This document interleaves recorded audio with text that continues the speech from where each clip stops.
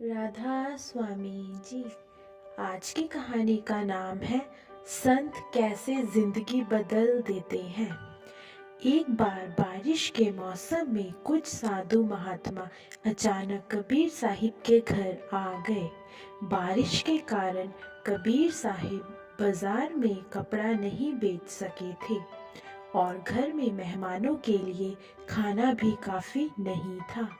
उन्होंने अपनी पत्नी लोई से पूछा, क्या कोई दुकानदार कुछ रसद हमें उधार दे देगा जिससे हम बाद में कपड़ा बेचकर चुका देंगे। पर एक फकीर जुलाहे को भला कौन उधार देता जिसकी कोई निश्चित आय भी नहीं थी।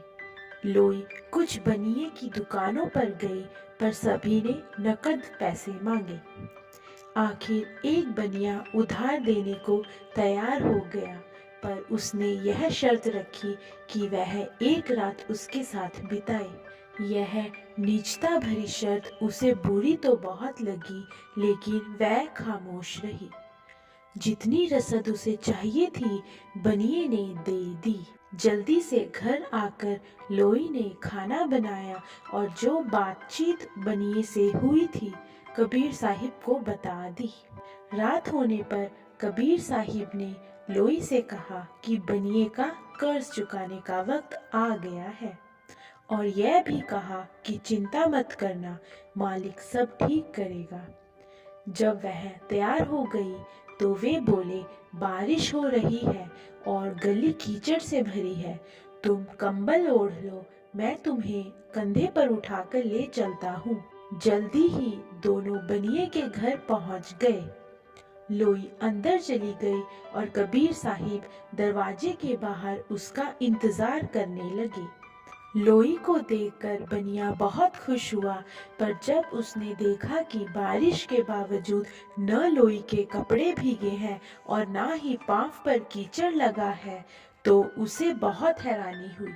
उसने पूछा, क्या कारण है कि कीचड़ से भरी गली में से तुम आई हो, फिर भी तुम्हारे पांव पर कीचड़ का एक छींटा भी नहीं।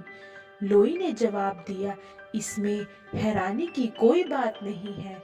मेरे पति मुझे कंबल उड़ाकर अपने कंधों पर बिठाकर यहाँ लाए हैं।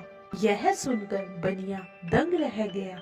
लोई का निर्मल निष्पाप चेहरा देखकर वह बहुत प्रभावित हुआ और अविश्वास से उसे देखता रहा। जब लोई ने कहा कि उसके पति कबीर साहिब वापस ले जाने के लिए बाहर इंतजार कर रहे हैं, तो बनिया अपनी नीचता और कबीर साहिब की महानता को देख शर्म से पानी पानी हो गया। उसने लोई और कबीर साहिब दोनों से घुटने टेककर माफी मांगी। उठो मेरे भाई, कबीर साहिब बोले, लाखों में शायद ही कोई एक आधा जीव होगा जो कभी रास्ते से भटका ना हो। कबीर साहिब और उनकी पत्नी अपने घर लौट आए। बनिया देर रात तक बीती हुई घटना के बारे में सोचता रहा।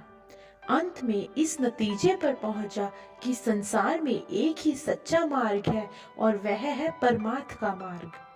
सुबह कबीर साहिब को ढूंढता हुआ वह उनके घर पहुंचा और समय बीतने पर उनके प्रेमी शिष्यों में गिना जाने लगा। भूले भटके हुए जीवों को सही रास्ते पर लाने के लिए संतों के अपने ही तरीके होते हैं। सतगुरु की क्या महिमा करे, वह नीच से नीच और पापी से पापी जीवों को भी गले से लगा लेते हैं। महाराज सावन सिंह जी। राधा स्वामी जी।